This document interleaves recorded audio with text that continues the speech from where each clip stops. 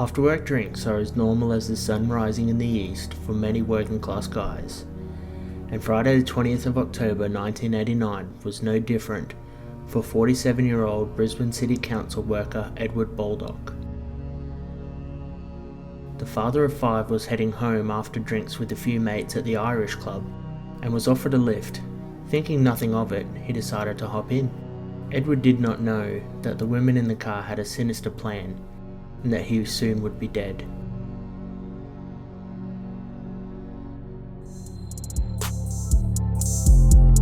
Due to the graphic nature of this program, listener discretion is advised.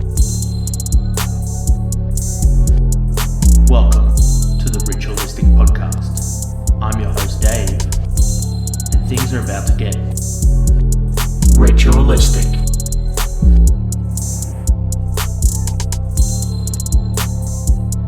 They use blood in their rituals. Over a few champagnes at Club L'Amour's, Tracy Wigington, her new lover Lisa Pachinski, and friends Kim Jarvis and Tracy Waugh decided to act on a plan that had been discussed to find a man for Wigington to feed on. Animal blood from her local butcher and the blood of her lover were no longer satisfying the cravings of Tracy Wigington, a self-confessed vampire. After searching a number of local parks, they came across Edward and followed him for a short time. One of the girls approached Edward and offered him a lift. He accepted and got into the Green Commodore. With Prince's Bat Dance blaring on the radio, they drove to Orley Park at West End, near the South Brisbane Sailing Club on the banks of the Brisbane River.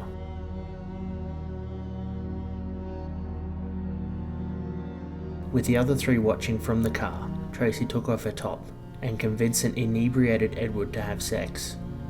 As Tracy slipped away into the dark for a pee, Edward took off his clothes, folded them neatly, and placed them in a pile. As Tracy returned, she reached into her pocket and took out a knife and Kim Jarvis's knife.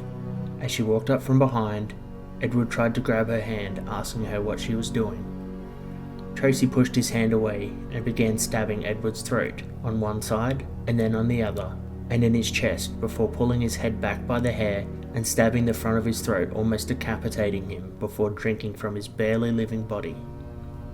Once the frenzied attack in which Edward was stabbed 27 times was complete, Tracy sat down and lit a cigarette, later saying that she felt nothing as she watched him die. She washed the knives in her arms that were covered in blood in the nearby Brisbane River, and the women left to continue their night at home. Edward Baldock's body was found at 5 a.m. the next morning by members of the public who notified police. Edward was laying in a pool of blood, with the main arteries on the left side of his neck severed. Jugular vein was partially severed, as well as his spinal cord and spine in his neck almost completely severed. During the investigation of the scene, the police discovered his neatly folded clothes and shoes. While investigating one of the shoes, one of the officers noticed something inside one of them and took a closer look. Inside this shoe was a bank card with the name of Tracy Wigington on it, giving police a piece to the puzzle. The police later postulated that Wigington dropped it and Edward picked it up thinking it was his and put it in his shoe for safekeeping before the frenzied attack.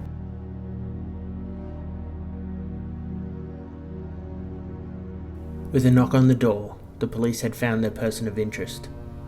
Initially, Wigington denied knowledge of the murder, showing police the playground at Orley Park where the girls spent time that night, and playing dumb when the police mentioned that Edward's body had been found. Kim Jarvis and Tracy Waugh went to the police when they heard the news that Edward's body had been found. In the subsequent search of their apartment, police located both knives used in the murder. Waugh told police she had remained in the car during the attack with the other two, that they did not believe Tracy would actually go through with the murder. They told police they were under Wigington's spell. On previous occasions, the women claimed to have picnicked at Toowong Cemetery and had sat in front of Tracy with the light behind her, and they witnessed her body disappear with only a pair of eyes in front of them. They believed she had supernatural powers. Police charged Wigington and Pachinski, with Wigington confessing during her third interview once she was convinced the police knew she had committed the crime.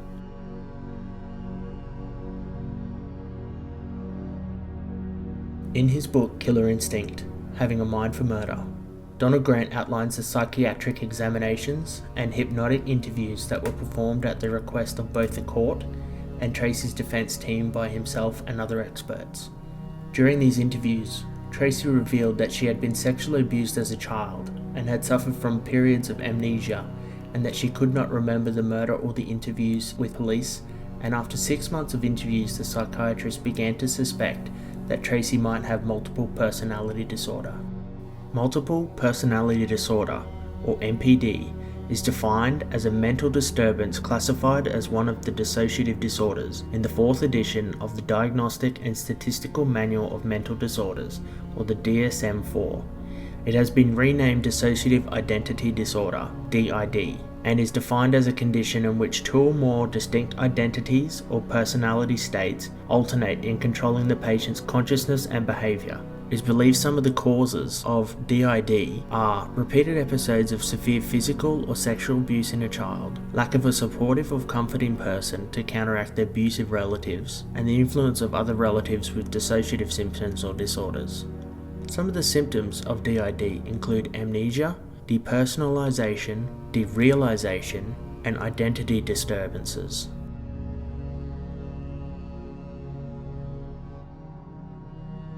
The assessors believed they had evidence of 6 different alters: Big Tracy, a confederation of alters; Bobby, an aggressive 16-year-old alter; an observer called Me; Little Tracy, a frightened child; April, a terrifying alter, thought to be present on the night of Edward Baldock's murder; and finally, the host personality. Despite this, Tracy was deemed fit to make a plea, and she pled guilty to the murder. As she pled guilty, Tracy did not have a trial, and in 1991, in a 9-minute court hearing, she was sentenced to life imprisonment with a minimum non-parole period of 13 years. Pachinski, Jervis and Moore were all charged with manslaughter and pled not guilty as they believed they were under the control of Wigington. In the 14-day trial of the 3 accused, there were tales of Satanism, witchcraft, vampiristic tendencies and mind control.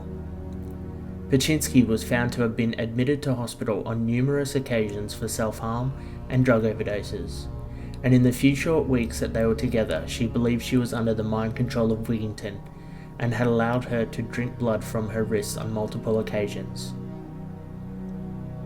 Jarvis and Moore were lovers and friends of Wigington, and testified that they were terrified of her, as she had control over them, and that the plan had been hatched in the days before Edward's murder, as she grew tired of drinking animal blood and wanted something more. Moore had not wanted to take part in the murder, and believed she was restrained mentally by Wigington and could not leave. Jarvis was sentenced to 18 years for manslaughter, and Pachinski was sentenced to life in prison. In 2006, Wigington assaulted a fellow inmate and prison guard, which affected her non-parole period.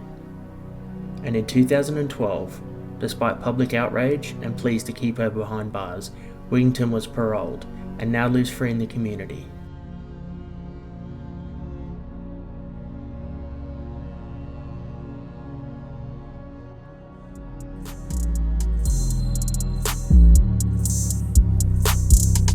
Thank you for listening.